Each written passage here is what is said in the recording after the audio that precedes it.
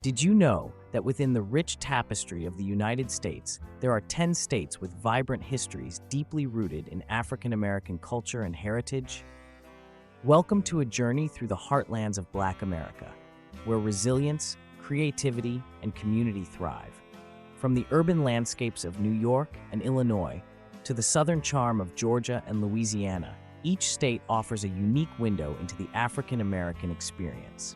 Experience the rhythmic beats of jazz in New Orleans, the soul-stirring gospel in Mississippi, and the electrifying energy of Harlem's Apollo Theater.